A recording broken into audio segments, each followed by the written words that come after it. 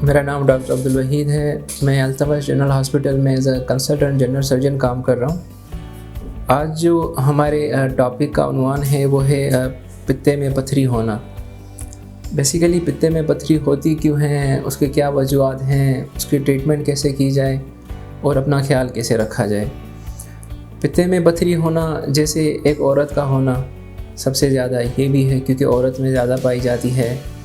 उसकी as fertile है, like वो उसका बच्चा पैदा होने की अगर उम्र है तो उसमें ज़्यादा हो सकती है।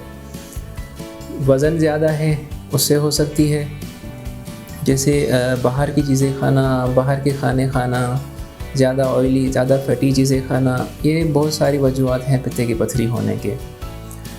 इसके सिम्टम्स ये होते हैं कि अगर आपको पित्ते की पथरी है तो आपको मैदे में जलन रहेगा, आपके पेट में पूरा गैस घूमेगी, आपको खाना हज़म नहीं होगा, आपको हर वक्त बेचैनी सी रहेगी, आपको नौजिया रहेगा जिसको बोलते हैं दिल का मतली होना।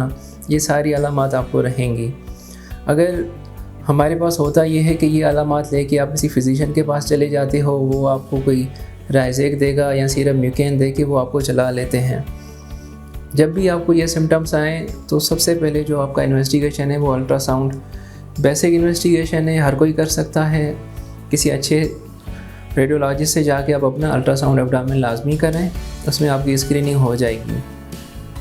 अगर आपने अर्ली डायग्नोस कर लिया तो आप काफ़ी चीज़ों से बच सकते हैं। जैसे पित्ते की पथरी अगर आ गई, उसके साथ कोई और भी आपको नुकसानात हो सकते हैं। जैसे अगर हमने उसको बर वक्त इलाज नहीं किया, आपने बर वक्त उसको ऑपरेट नहीं करवाया, पित्ते की पथरी होने की वजह से आप लबलबे में सूजन आ सकती है।